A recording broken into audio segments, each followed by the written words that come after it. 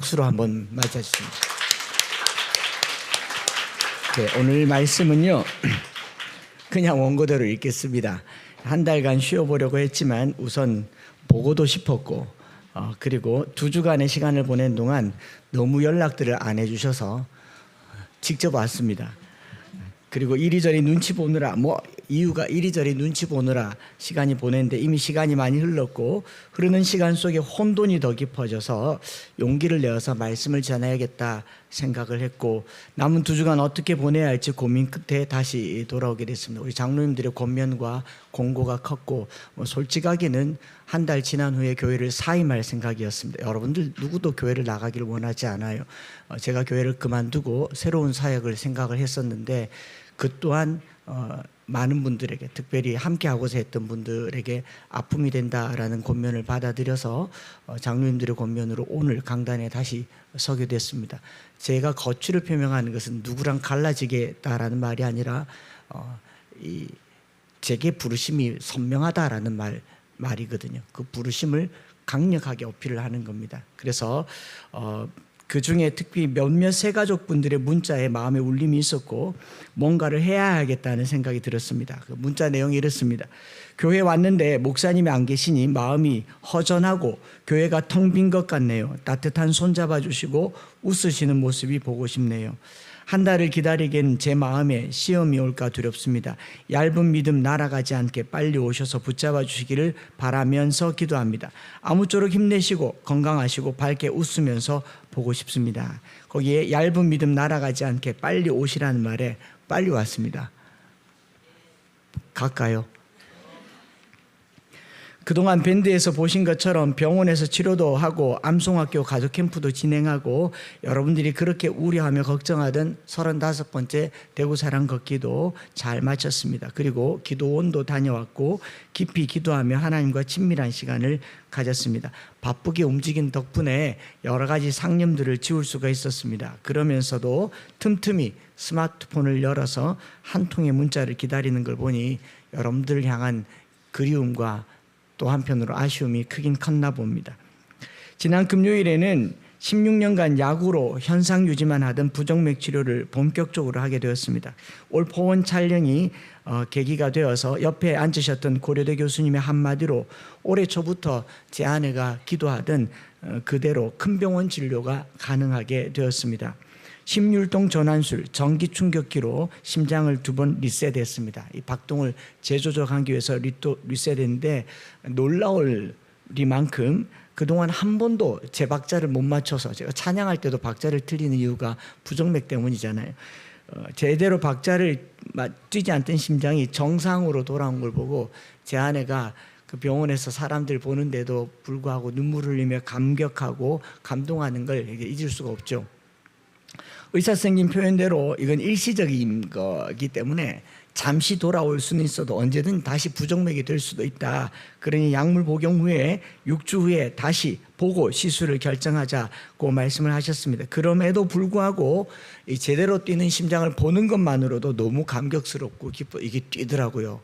박자를 맞춰서 뛰더라고요. 이제 노래 잘할 수 있겠구나 그런 생각도 해봤는데 하지만 많은 성도들이 빨리 오라는 말에 시술을 한 바로 그 다음 날 부정맥이 빨리 돌아왔습니다.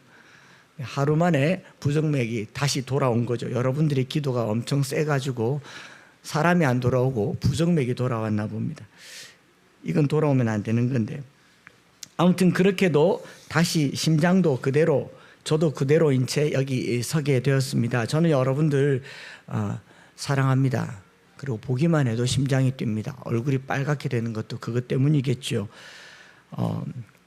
그런데 이번에 고려대 교수님이 소개해 주신 책 제목을 보고 제 상태를 정확하게 알게 됐습니다. 이 책은 어떤 책이냐면은 사단법인 전국 유료 실버타운 협회에서 일본 전역에 있는 실버 노인들 80대 90대 된 노인들이 풍류시로 풍류시를 지은 것을 책으로 엮었어요. 이걸 실버 센유라고 하는데, 실버 센유 모음집. 센유라는 말은 일본의 문학의 한 형태로 정형시인데, 일본말로 5글자, 7글자, 5글자라고 하는 17개의 음으로 된 짧은 시입니다. 우리나라로 치면 조선시대 때 3434, 3543, 이거 알죠? 그런 것처럼 시의 형태인데, 해마다 8, 90대 된 노인들이 풍류의적인 시들을 한 11만 편을 이렇게 응모한대요. 그 중에서 88개를 모아서 지은 시집이 실버 센유 시집입니다. 거기 안에 어떤 내용이 있냐면, 야마다 요우라고 하는 92세 할아버지의 시인데, 뭐 일본 말이 5자, 7자, 이제 5자이지만 우리말로는 5자로 맞출 수 없으니까 이런 내용이에요. 연상이 내 취향인데 이젠 없어. 92세니까 없을 법도 하잖아요. 이런 웃기는 이야기입니다. 담배보다 몸에 나쁜 것은 아내의 잔소리. 피하지방 자원으로 쓰게 된다면 노벨상 받을 듯. 이런 류의 시를 88개를 모았는데, 그 88개의 센유 모음집의 제목이 뭐냐 하면은 사랑인 줄 알았는데 부정맥. 너무 공감이 가는 거예요. 그래서 이게 뭐냐 그러면서 그 방송 녹화하면서 교수님이 소개해 준 책을 들으면서 막 웃었습니다. 웃었는데, 근데 이 부정맥이라고 하는 게 비정상적으로 빠르거나 느리게 뛰고 두근거리고 얼굴이 붉어지는 증상이기 때문에 사랑에 빠졌을 때랑 거의 비슷합니다. 제가 여러분들을 사랑하는 줄 알았는데 부정맥이었나 봅니다. 뭐 그런 거죠. 가슴 두근거리고 부정맥이었다. 좀 씁쓸하더라고요. 교수님 말씀으로는 부정맥이 아주 심장 질환의 대부분이 부정맥이 근본적인 원인이다. 뭐 심근경색, 뇌졸중, 뇌출혈, 이게 다 혈관으로 날아가는 피가 떡이 되어서 날아가면서 터지는 거니까, 피가 떡이 되지 않도록 4개의 챔버가 이렇게 막 정상적으로 움직여서 피를 내보내고 하는 중에 이 건강한 피가 나가야 되는데, 이제 챔버 한 곳이 박자가 늦으면 피가 흘러서 고이잖아요. 고인 피가 이제 응고가 되어서 날아가다가 뇌경색, 뇌출혈, 심근경색, 뭐 이 뇌졸중 이런 게 걸리기 때문에 모든 이 그 급사의 원인은 부정맥이라고 일부에서 겁을 됐다 주더라고요. 제가 그 주에 또 우리 이전에 있던 학교 교수님 한 분이 부정맥으로 51살인데 돌아가셨어요. 엄청 겁을 먹고 이제 진짜 얼굴이 빨개져 있는데, 교수님이 진맥을 해보더니 이거 오래됐는데 나한테 한번 와보라. 한마디로 간호사분이 전화를 주더라고요.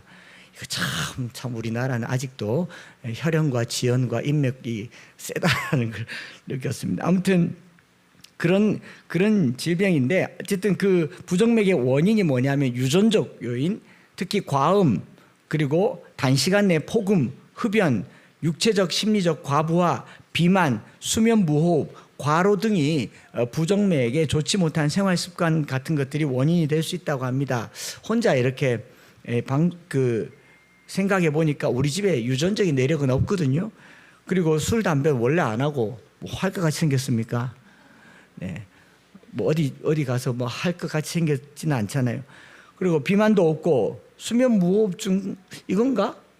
내가 가끔 코를 골다가 숨을 안 쉬기도 하는데, 그래도 크게 걱정하지 않아도 될 건 제 아내가 자주 고개를 돌려줘서 숨 쉬게 해줘요.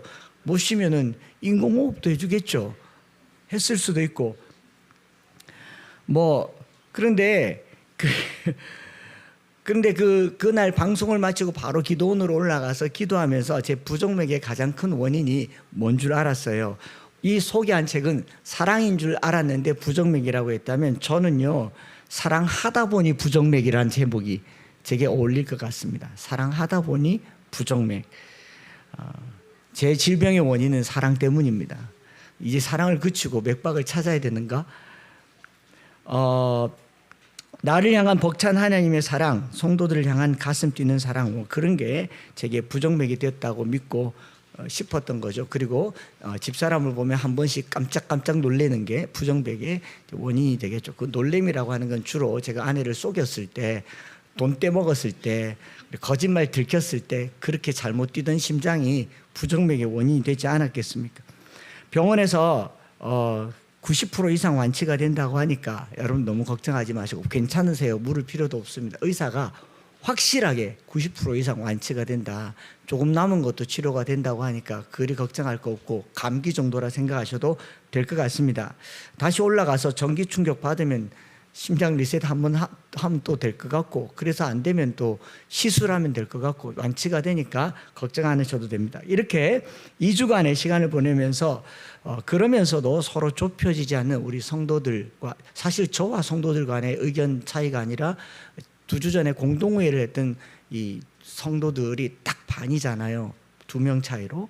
근데 그 의견조차도 서로 좁혀지지 않는데 마치 이것이 저와의 갈등인 것처럼 비춰지는 것도 마음이 아팠고, 그리고 그 좁혀지지 않는 의견 차이를 사랑한다는 말로는 도무지 해석이 되지 않아서 좀 더 원천적인 묵상을 하게 된 것이 오늘 이 자리에 서게 된 겁니다. 저와 여러분들이 그리스도 안에 있을 때 사랑하는 겁니다. 하나님께서 주신 그 부르심 안에 있을 때 사랑하는 겁니다. 인간적으로 친한 것은 세상 사랑이죠. 인간적으로 좋은 이력을 가지고 있는 것은 세상 사랑이지 않습니까? 저와 여러분들이 친밀함과 그동안 쌓아두었던 정의 사랑을 호소한다면 하나님이 기뻐하지 않을 것 같아요. 그래서 내일부터 특별 새벽 기도를 하면서 하나님 안에서 우리가 서로 사랑하는 것을 다시 이루어가자. 혼자 말고 같이 하자는 것이 바로 그런 의미다라는 것을 말씀드리는 겁니다. 그리스도 안의 사랑을 확인하기 위해서, 확신하기 위해서 일주일간 특별 새벽 기도회를 하려고 합니다. 여러분들의 상황을 묻는 게 아니라 우리가 그리스도 안에 하나라는 것을 나타내려고 이제 공동체로 나가기 위해서 한 주간 특별히 모여서 기도하려고 합니다. 스스로 공동체의 구성원으로 인식된다면 거리를 물어나고 상황을 물어나고 시간을 내어서 특별히 기도하면 좋겠고요.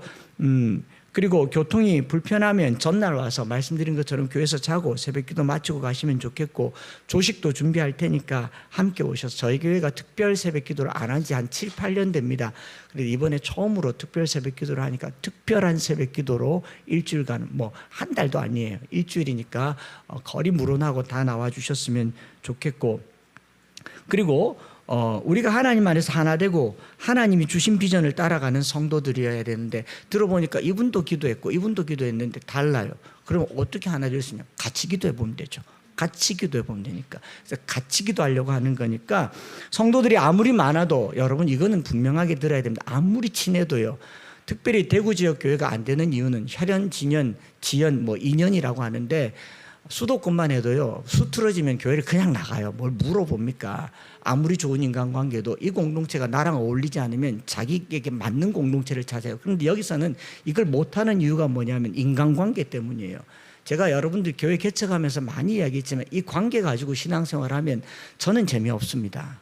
다 같이 지옥 가겠습니까? 물론 그들이 지옥 간다는 말은 아닌데, 다 같이 하나님이 원하지 않는 방향으로 갈 수는 없기 때문에 목회자가 세워져서 어떤 방향을 정했을 때는 그 방향이 하나님께서 주신 방향이라는 데 대한 신뢰를 묻는 것이기 때문에 함께 기도하고, 저 목사가 무슨 생각을 하는가, 저 목사가 어떤 뜻을 가졌는가를 이해해 주는 시간으로 일주일간 기도해 주셨으면 좋겠습니다. 생각하지 마시고, 우리 머리의 생각은요 항상 불순종에 가깝습니다.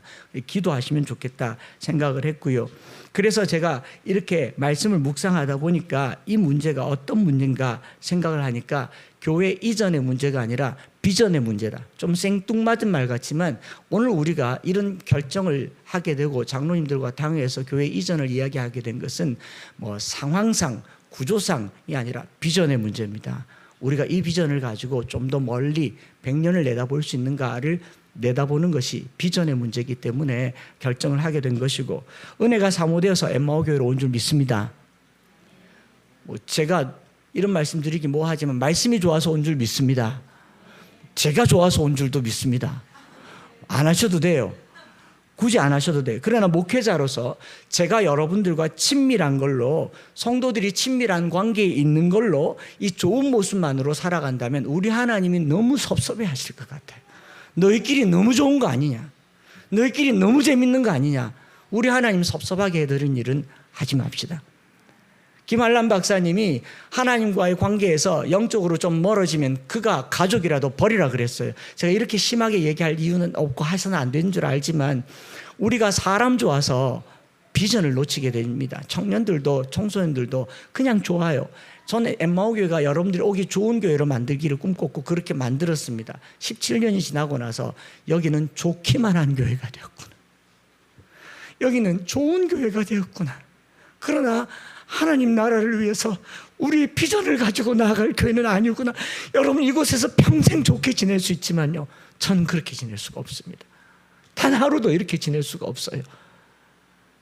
그래서 좋은 공동체가 아니라 하나님 나라를 향해서 나가는 공동체가 되기를 축복합니다. 엠마오 교회는요, 설립 당시부터 303 비전으로 다음 세대를 준비하는 교회가, 그게 목회 철학입니다. 말씀 암송 자녀 교육을 얘기할 때 말씀을 자녀들에게만 암송시키는 것이 목적이 아닙니다. 강의를 수도 없이 들었죠. 먼저 내 마음에 새기고 부모님 마음에 새기고 자녀들에게 부지런히 가르치는 것이 말씀 암송 자녀 교육이라고. 강의 때도 우리 교회는 당연하죠. 암송학교에서 수도 없이 강조하고 지도했던 것이 엠마오 교회에 통용되고 있지 않다는 위기감이 들었습니다. 물론 각자는 하고 있겠지만 아이들은 말씀 안에서 예쁘게 잘 자라고 있는데 어른들은 부모로서의 역할을 제대로 하지 못하고 있다는 생각, 그게 제게 불안감과 위기감으로 들었고, 교회가, 엠마오 교회가 모델이 되어서 전국의 부모님들이 자녀 교육에 박차를 가하고 스스로 말씀을 자기 마음에 새기기 위해서 먹는 거, 입는 거, 자는 거, 노는 거 끊어가며 말씀을 새기고 있는 즈음에 우리의 정체된 삶을 보면서요, 직장생활, 사회생활, 취미생활에 빠져 말씀을 가까이 하지 않는 모습을 보면서 위기감이 들었습니다. 아니, 목사님 그걸 어떻게 아세요? 라고 묻는다면 여러분들 판단에 맡길게요. 목회자가 그거 정도 못 볼 사람은 아니지 않습니까? 누가 제게 묻더라고요. 목사님 교회는 가정예배를 잘 드리고 있습니까? 제가 그냥 호기 있게 이렇게 말하면 저희는 확인하지 않습니다. 스스로 하는 줄 믿기 때문입니다. 그러나 시간이 지날수록 매일 가정 예배를 드려라, 5분이면 충분하다라고 했던 그 가정 예배가 우리에게는 사라지고 즐거운 어떤 프로그램으로 남아있는 것이 굉장히 유감스러워졌습니다. 이건 교회의 문제가 아니라 비전의 문제이기 때문에 그래요. 엠마오 교회에서 말씀 암송을 즐거워하지 않으면 제가 여기서 목회할 이유가 없어요. 말씀 암송 그런 거 왜 하냐 이런 말을 하면 여러분들이 여기 있을 이유가 없어요. 왜 오세요? 이 꼴난 설교 하나 들으려고 오십니까? 저는 원하지 않습니다. 한마디도 여러분들에게 끼칠 은혜가 없어요. 좋은 설교자도 많고 더 좋은 목회자도 많습니다. 하지만 저는 말씀 암송하는 것이 가장 우선이고 이것이 가장 좋습니다. 암송하다 보니 묵상이 깊어졌고 그래서 소위 설교가 좋다는 소리도 듣는 겁니다. 그런데 저는 좋은 설교, 은혜로운 설교하는 걸로 만족하지 않아요. 능력 있는 설교하고 싶습니다. 말이 통하는 설교하고 싶어요. 강단에서 쏟아지는 말이 순종할 만한 하나님의 말이 되기를 소망해요. 제가 여기서 여러분 감동시키려고 설교하는 게 아니지 않습니까? 레위기 설교가 그렇게 좋다고 얘기할 때 그 레위기에 뭐라고 말했습니까? 타인의 약점을 나의 강점으로 삼지 말자. 다른 사람이 어려울 때 그것을 나의 유익으로 삼지 말자. 경매는 웬 말입니까?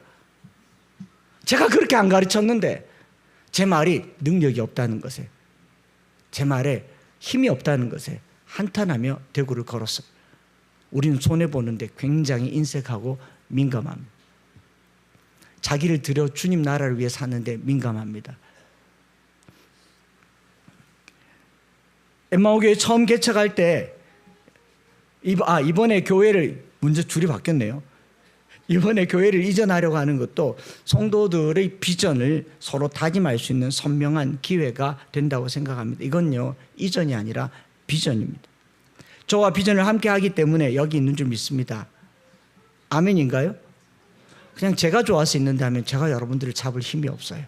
여기 인간관계 대단한 사람들입니다. 고등학교 때부터 대학 때부터 저와 함께 온 사람들입니다. 제가 좋아서 있으면 제가 여러분들을 잡을 힘이 없어요. 저는 가야 할 길이 있기 때문에 그래요. 그러나 그 길에 동의하면 함께 가주기를 간곡하게 부탁을 드립니다. 엠마오 교회를 개척했을 때 푸른초장교회 임종구 목사님께서 저랑 신학교 동기이시고 친한 동료지만 어른 목사님 모시지 않고 제 동기 목사를 모셔다가 설립 예배를 부탁을 드렸습니다. 그때 한 말씀요, 여러분들도 기억하죠. 아는 사람 다 알고, 생명력 있는 교회. 생명력 있으면 운동력 있는 교회가 될 거고, 교회가 살아있으면, 운동력 있으면 영향력 있는 교회가 될 거다. 그 마지막에 목청 높여서 한마디 했잖아요. 성경의 단 한 구절이라도 삶에서 실제가 되는 그런 교회가 되시기를 바랍니다. 어느 많은 교회 중에 왜 또 하나의 교회를 세웠나가 아니라 성경이 삶이 되는 교회가 되게 하라는 그 말씀을 저는 마음에 새겼어요. 제 동기지만 동료지만 하나님의 음성으로 들었습니다. 그리고 강의할 때마다 집회할 때마다 말씀의 단 한 절이라도 내게 삶이 되고, 이 구절은 어머니 말씀이야, 이 구절은 아버지 말씀이야, 자녀들에게 보여주는 그런 삶을 살라고 했잖아요. 자녀들이 부모의 뭘 보고 자랍니까? 저는 이제 여러분들과 함께 하고 싶습니다. 같이 비전을 이루고 싶습니다. 지금까지 어떤 생각을 가졌든지 저에게 어떤 상처를 받았든지 간에 함께 하고 싶습니다. 30년씩 3세대요. 이제 개척한 지 17년이 됐고, 그리고 13년이면 3세대는 끝나고 한 세대가 끝나고 저는 그쯤 되면 목회를 그만둘 때가 될 것 같습니다. 막막해졌습니다. 시간이 제겐 조급하게 다가왔습니다. 여러분들이 시간을 두고 준비하자라고 했던 그런 시간이 제게는 안 올 것 같았습니다. 심지어는 이 심장마저도 멎을 것 같았습니다. 청개구리처럼 어머니 돌아가시고 난 다음에 그 뜻을 헤아릴 수 있다면 헤아려 보시기를 부탁을 드리는 거예요. 사활을 걸고 부탁을 드리는 거예요. 산에서 길을 잃어버리면 산 꼭대기로 올라가란 말이 있습니다.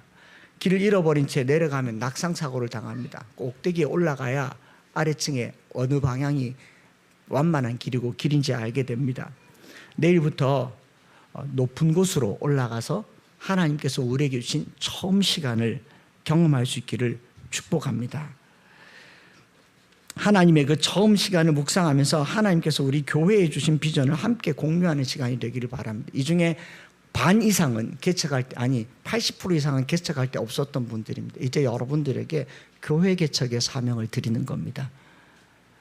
저랑 나가서 함께 교회를 개척하시겠습니까? 아니면 여기 남아서 더 좋은 목사님을 모시겠습니까? 이걸 결정해 달라는 겁니다. 저는 새로운 개척을 꿈꾸고 있습니다.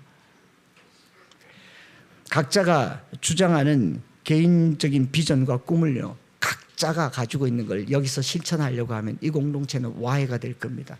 우리가 공동체라고 하는 것은 지도자로 세운 한 사람의 꿈과 비전을 우리 공동체가 받아들이는 겁니다.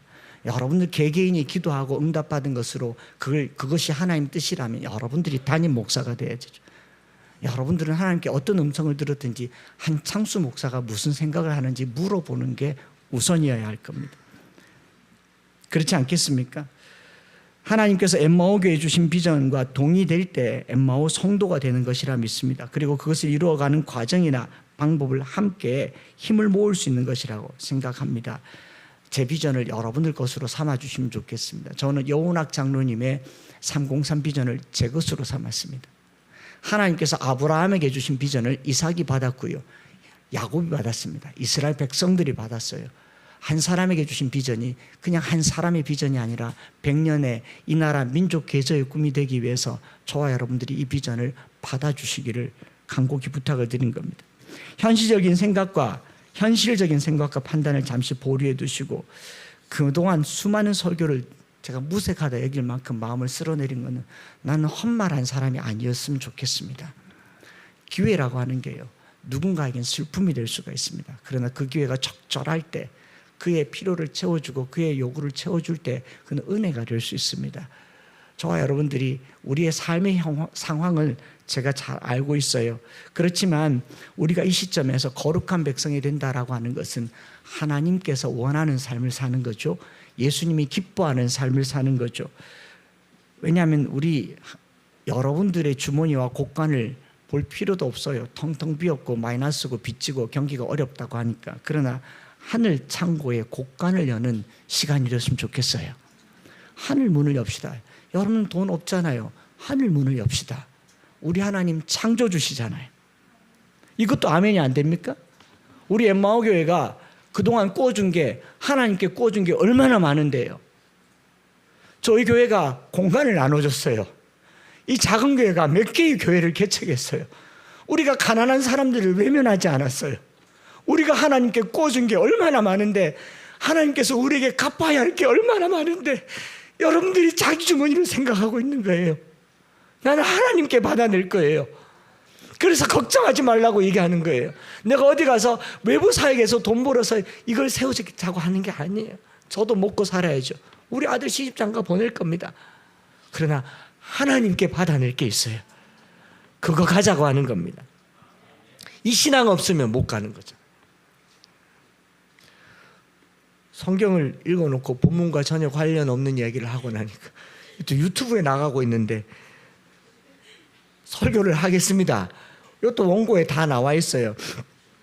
창세기 말씀 우리 지난 7개월 동안 새벽에 암송했고 이번 주에 가족 캠프에서 창세기 1장 전장을 5차례에 걸쳐서 암송했는데 너무 감격적이었어요. 하나님이 만드신 그 세상 보시기에 좋았더라. 보시기에 좋았더라. 제 마음에 한 가지 기도는 이거였어. 하나님 보시기에 좋은 상황이 되면 좋겠습니다. 이 상황이 하나님 보시기에 좋은 상황이 되면 좋겠습니다. 나 한 사람을 꺾어서 좋다면 그게 좋겠지만 또 다른 사람들의 마음은 어떻게 합니까? 하나님, 우리가 하나님 보시기에 좋은 그 창조의 순간이 되게 해달라고 기도했어요. 창세기 1장은 하나님이 세상을 창조하셨다라는 선언으로 시작됩니다. 하나님이 천지를 창조하셨다는 이 사실은 과학으로 검증할 필요가 없어요. 검증하려고 하면 안 했을 수도 있다는 가설을 세워야 되는데 그런 믿음 없는 가설을 세울 필요도 없어요. 1장은 전장에 32번이나 하나님이 하셨다고 하잖아요. 저와 여러분들의 삶에 하나님이 하셨다는 것을 믿으면서 우리가 뭔가를 하려고 했다면요, 여러분 이 교인들 아니에요. 엠마오 교회의 지금의 역사까지도 하나님이 하셨다는 것을 믿지 않고 한 목사가 했다는 것을 믿으면 이건 내 교회예요. 그러나 하나님이 하셨다는 것을 믿을 때 그게 우리 교회인 줄 믿습니다. 창세기 1장은 32번이나 하나님이 이르시되 말씀하시잖아요. 무슨 설명이 더 필요합니까? 우리 인생에 하나님이 주어가 되어서 모든 일에 하나님이로 시작된다면 무슨 걱정을 하겠습니까? 첫날 밤에 이렇게 집회했고 너무너무 큰 은혜를 하나님이 주셨어요. 여러분, 제가 한 게 아니잖아요. 저희를 걱정하는 많은 염려 속에서도 하나님이 저와 함께 하심을 믿지 않습니까? 우리 교회와 함께 하셨음을 믿지 않습니까? 엠마오 교회의 비전 역시 이 터무니없는 시대에 경건한 자녀를 세우라는 하나님의 비전과 뜻을 받은 겁니다. 교회 생활이 마냥 재밌고 유익한 것으로 끝나지 않기를 바랍니다. 좋은 사람들만 모여있는 곳이 아니기를 바랍니다. 하나님이 세상을 만드셨습니다. 그리고 세상을 창조하셨고요. 창세기를 가지고 드릴 말씀이 너무 많지만 그 중에서 오늘은 제가 캠프에서 이 4학년짜리 어린아이 하나가 캠프 마치고 나오는데 로비에서 질문을 했던 그 질문 때문에 이 말씀을 준비하게 됐습니다. 이렇게 묻더라고요. 목사님, 하나님은 무에서 유를 창조하셨잖아요. 그렇지. 그런데 왜 2절에 보면 하나님의 영은 수면 위에 운행하셨다고 하는데 하나님이 세상을 창조하시기 전에 물이 있었어요? 깜짝 놀랐어요. 1절에 그런 말씀이 없으니까. 왔잖아요. 야, 큰일 났다. 이거 어떡하지? 그래서 그 길 서 있는 중에 좀 아는 새가 옛날에는 원래 비가 없었고 이 세상이 다 수증기로 가득 찼고 이슬로 돼 있어서 노아 홍수 전까지는 다 비가 없어도 식물도 다 자라고 하나님이 이 공중에 다니는 이게 다 수면이야. 우리가 범죄하지 않았더라면 우리 귀 뒤에 아가미가 생겼을 수도 있어. 너스레를 떨면서 유식한 척하고 간다 그러고 나왔어요. 좀 부끄러웠습니다. 괜히 아는 척했네. 모른다고 말할 걸. 연구하고 다시 알려준다고 말할 거. 그게 마음에 이렇게 남음이 되어서 일주일 동안 묵상을 했습니다. 이 부분에 대한 해석. 땅이 혼돈하고 공허하며 흑암의 깊음 가운데 있고 하나님의 영은 수면 위에 운행하시니라. 이 혼돈, 공허, 흑암, 물 이게 언제부터 있었는가? 이 부분에 대해서 해석자들이 많아요. 즉 대표적인 유대인들의 문학적 해석은요, 하나님은 어둠 속에 빛을 만드셨다. 악을 깨치고 빛을 만드셨다. 하나님과 악을 대조의 관계에 두면서 원래 하나님이 계실 때 혼돈과 공허와 흑암, 악이 있었다. 하나님 그 악을 극복하신 분이다라고 하는 하나님과 악을 대립관계. 그러면 하나님이 천지의 창조를 무에서 한 게 아니라 악으로부터 창조한 거잖아요. 우리가 이거 받을 수가 없다는 거죠. 그럼에도 불구하고 개신교에서도 이런 해석을 하는 사람들이 많습니다. 혼돈으로부터 질서를 만들었다라고 얘기를 하고요. 이런 내용들을 제가 신학적인 논쟁을 가지고 지금 이제 끝나가야 할 시간에 다 다룰 수는 없고, 제가 잘 아는 물타기 쉬운 설교로 여러분들께 설명을 드릴게요. 잘 들어보시기 바랍니다.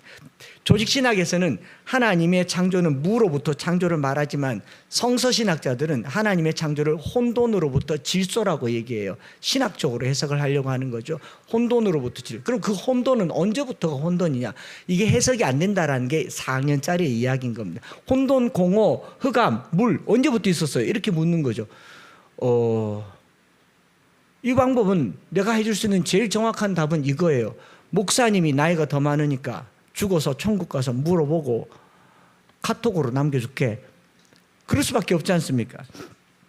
그래서 좀 더 묵상을 해보았습니다. 2절에 나오는 땅이 흔들리고 혼돈하고 공허함에 흑암이 깊음 위에 있고 하나님의 영은 수면 위에 운행하시니라 라는데, 1절에 흑암, 물 없잖아요. 땅은 있었네요.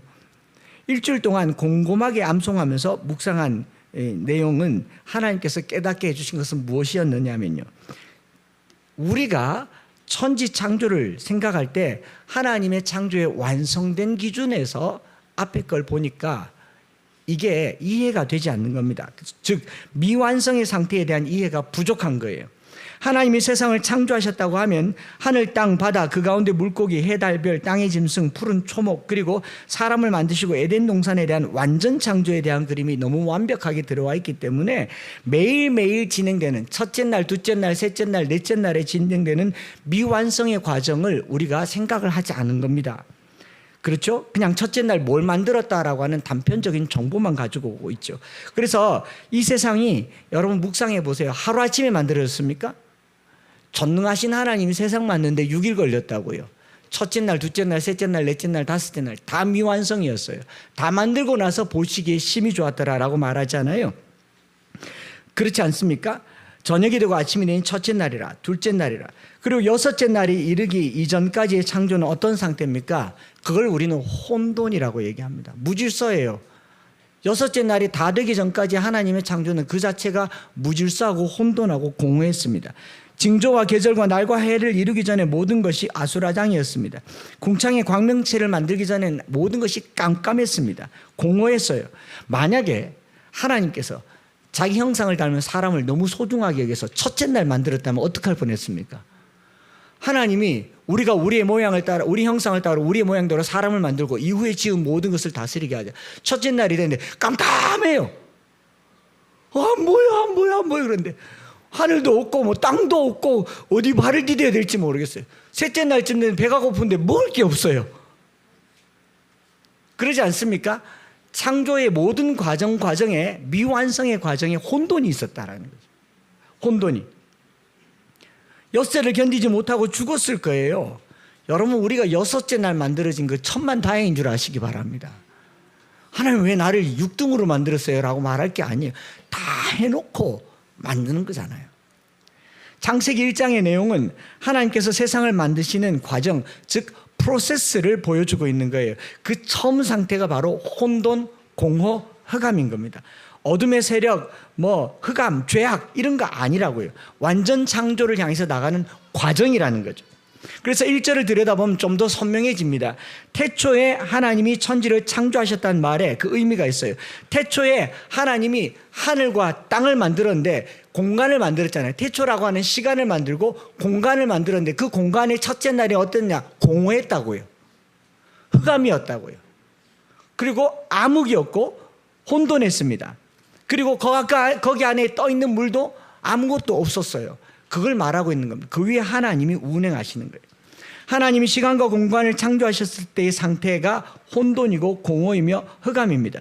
두 손을 비비시면서 하나님께서 수면 위에 운행하면서 뭐라고 하니? 자, 이제 한번 만들어 볼까?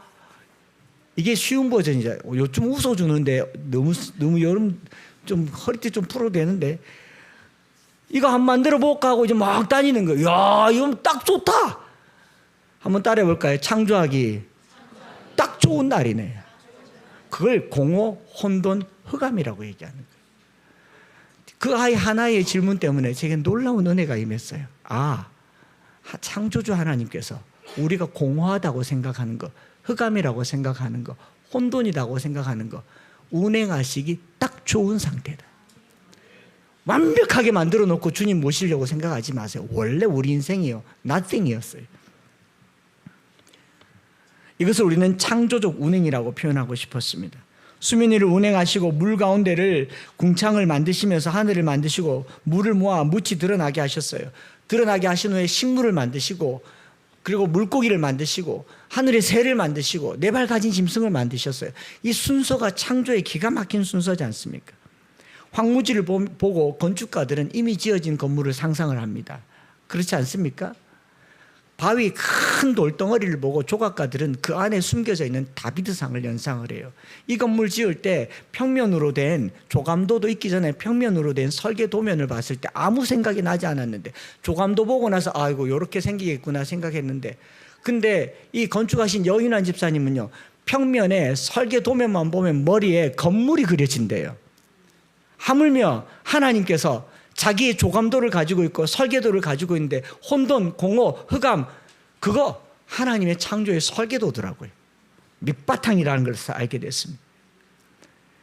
하나님께서 하늘과 땅을 만들어 놓고 그 가운데 아무것도 없는 혼돈, 공허, 흑암이 깊은 중에 운행하실 때에 하나님의 머릿속은 이미 6째 날에 가 있었은 줄 믿습니다.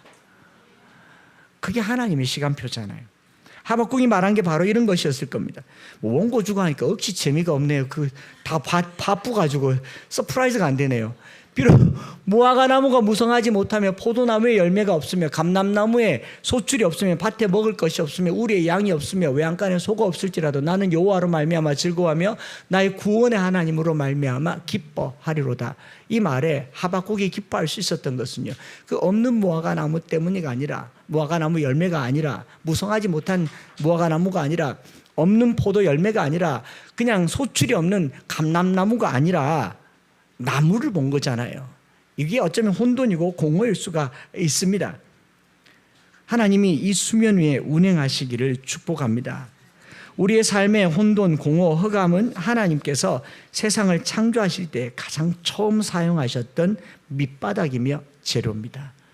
내 인생이 바닥을 친다 생각할 때 하나님이 운행하실 때가 되었다. 그리 믿으시길 바랍니다. 제 간증을 여러분들이 누구보다도 잘 알지 않습니까? 간증에서 사용했던 것처럼 저는 혼돈과 공허와 흑암 가운데서 자랐어요. 인생의 밑바닥을 봤어요. 더 이상 내려갈 수 없는 바닥도 봤지만 하나님이 제 위에 운행하시니까 보시기에 나쁩니까? 좋기도 하고 이쁘기도 하잖아요. 그래도 안 웃어주시네. 제가 고생스러웠다고 누가 목사님, 사모님 더 이상 고생하는 것 때문에 눈 뜨고 보기, 우리가 고생했다고 하는데 여러분들이 왜 걱정하세요? 이 고생스러운 삶 속에 역사하시는 하나님을 보세요. 우리 부부를 보지 마시고 우리 부부를 들어서 쓰시는 하나님을 보시라고요. 이 작은 사람을 들어서 쓰시는 하나님을 봐달라고요. 6째 날 다 끝나기 전까지 우리 인생은요, 늘 부족하고 미완성이에요. 하나님 보시기 힘이 좋은 날이 오기 전까지 우리는 미완성입니다. 뭐가 문제입니까? 하나님 살아계시는데. 뭐가 걱정스럽습니까? 하나님 살아계시는데. 뭐가 두렵습니까? 하나님 살아계시는데. 근데 더 놀라운 것은 하나님이 이 미완성인 상태에 조그마한 빛 하나 만들어 놓고 해빌레 보시기 좋았더니 이건 또 웬일이에요? 6째 날 단 한 번만 말해도 되는 하나님이요, 그 미완성인 상태에 조그마한 거 하나도 그렇게 좋아하셨어요. 저와 제 아내가 살면서요, 단칸방 하나 가졌을 때 너무 좋았어요. 방이 2개 됐을 때 너무 좋았어요. 방이 3개 될 때 너무 좋았어요. 지금 저희가요, 아파트에 살아요. 고층 아파트에 살아요. 저희 집 4층이에요.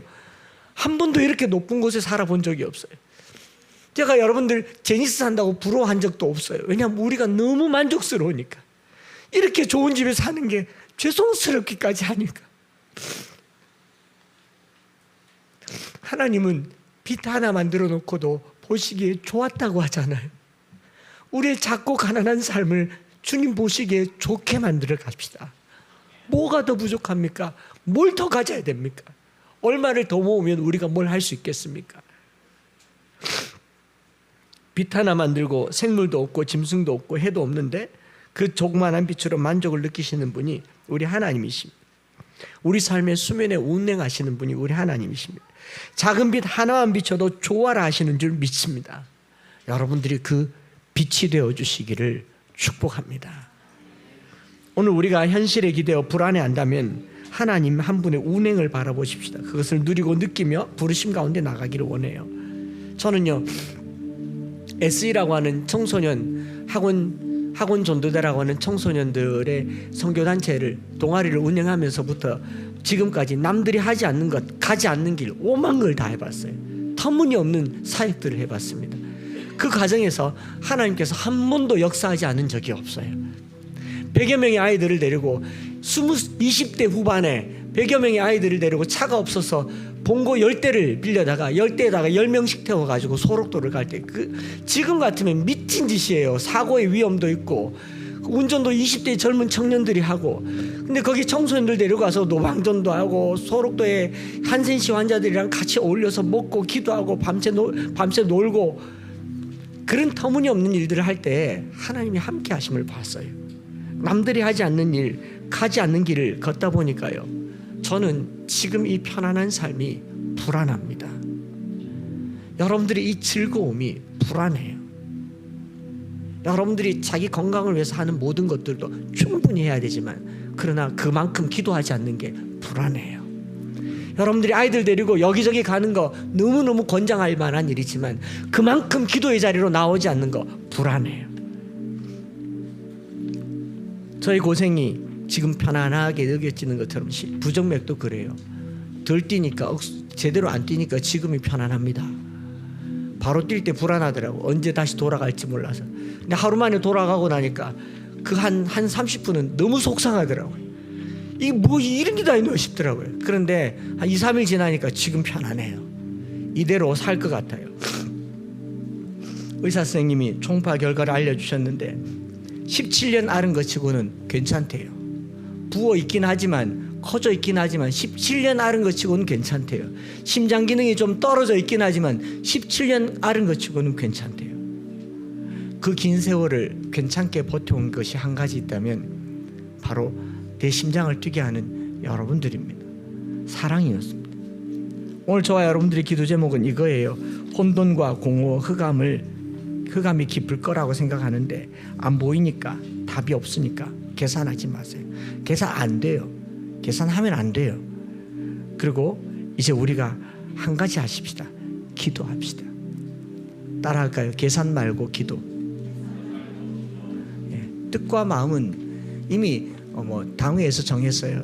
여러분 공동회에는 동의를 묻는 의회 그 성도들 반수가 반대하고 반수가 동의한다라는 그 정도 차원이고요. 교회에 제가 총회 헌법도 보고 멀리 봤는데 교회의 자산과 교회 관리에 이 장리한다라는 이 표현은 당회 결의면 다 끝납니다. 여러분 이전에 교회 다녀보신 분 알겠지만 이런 일로 공동회의 한 거 보셨어요?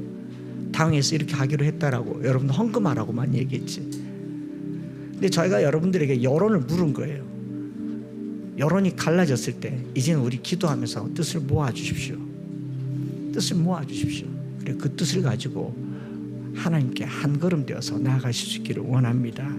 이 찬양 드리면서 한번 기도하겠습니다.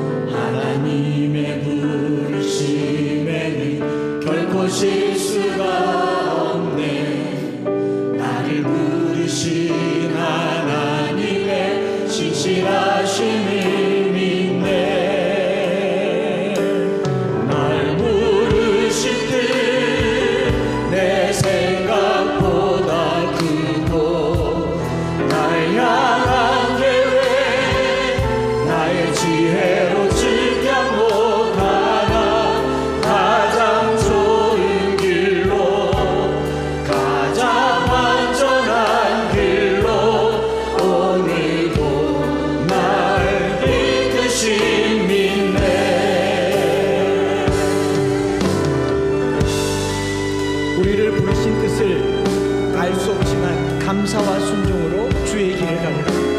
내가 연약해져도 주님 날 도우시니 주의 놀라우신 그 계획을 믿으며 살라. 지금 우리의 상황에 있는 모든 것을 하나님께 올려드리면서 저 주님 따라가겠습니다. 주님이 원하는 삶을 살겠습니다. 우리에게 주신 비전을 따라가겠습니다. 우리 다시 한번 고백하겠습니다. 작은 나를 부르신 뜻을 나는 알 수 없지만 오직 감사와 순종으로 주의 길을 가리라. 때론 내가 연약해져도 주님 날 도우시니 주의 놀라운 그 계획을 나는 믿으며 살리. 날 부르신 듯 내 생각보다 크고 날 향한 계획 나의 지혜로 증명 못하나 가장 좋은 길, 가장 완전한 길로 오늘도 날 이끄시. 날 부르신 듯 내 생각보다 크고 날 향한 계획 나의 지혜로 증명 못하나 가장 좋은 길로 가장 완전한 길로 오늘도 나. 오른손 높이 들고 날 부르신 듯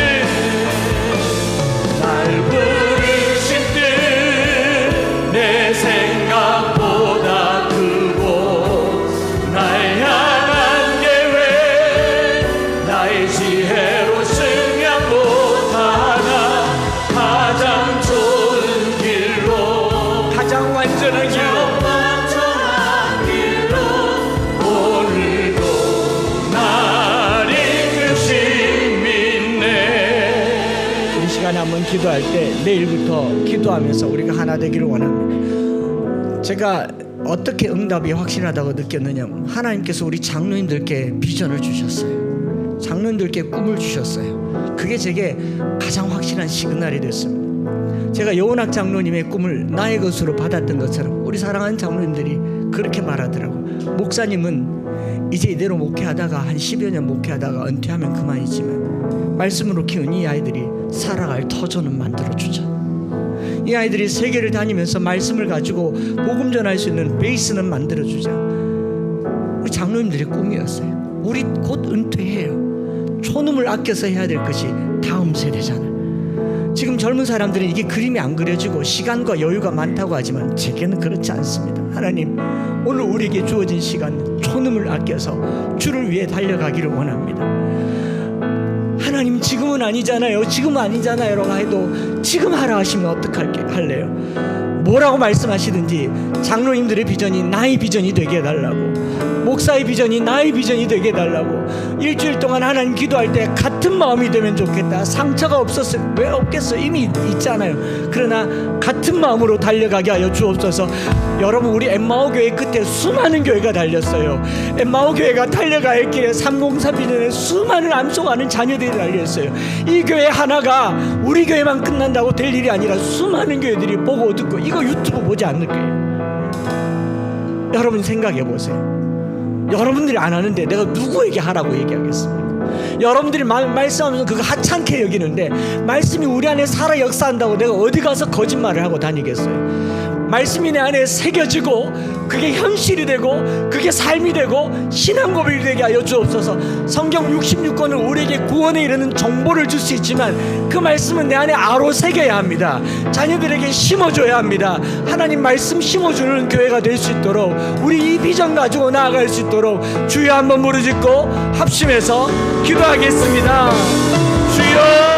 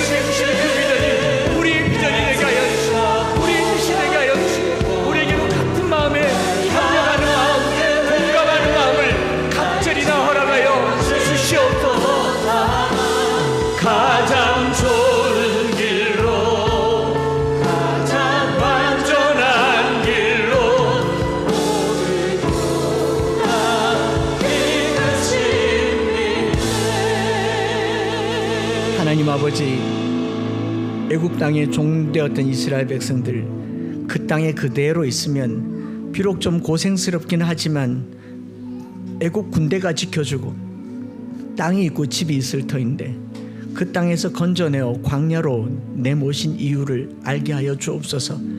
이 광야가 끝나면 가나안이 있다는 것을 알게 하여 주옵소서. 한두 달만 갈 광야길을 40년 걸리지 않게 하여 주시옵소서. 하나님, 우리가 가야 할 목적지가 너무 선명하기 때문에, 많은 사람들이 필요에 대해서 다 공감했기 때문에 초능을 다투어 이 일을 진행할 수 있도록 도와주시옵소서. 하나님, 우리 마음속에 주신 비전을 따라서 일주일 동안 기도하려고 합니다. 하나님, 기도할 때 사모하는 마음을 갑절이 나도 하여 주시고 이 한 주간 성령으로 충만하게 하여 주셔서 하늘의 불과 같은 성령의 역사가 나타나서 성령으로 말하게 하심을 따라 한 언어가 되게 하여 주시옵소서. 한 사람도 실족하는 이 없게 하려고 이렇게 마음을 쓰고 있습니다. 주님, 우리 안에 그런 일이 일어나지 아니하도록 모두에게 동일한 마음을 허락하여 주시옵소서. 주님 앞에 물질을 구별하여 드리고 주님께서 우리에게 주신 이 예물을 통하여서 우리의 자녀들과 다음 세대가 말씀으로 건강하게 자라가기를 간절히 소망합니다. 구주 예수 그리스도의 크신 은혜와 아버지 하나님의 변함없으신 사랑하심과 성령 하나님 위로교통 충만 역사하심, 오늘 우리에게 주신 약속의 땅을 바라보면서 갈까 말까 할까 말까 고민하는 많은 영혼들에게 주님 주신 마음, 지금은 혼돈이고 공허하지만 흑암이 깊지만 수면 위에 운행하여 주시기를 소망하는 사랑하는 모든 성도들 위해 이제로부터 영원토록 함께 있을지어다. 아멘.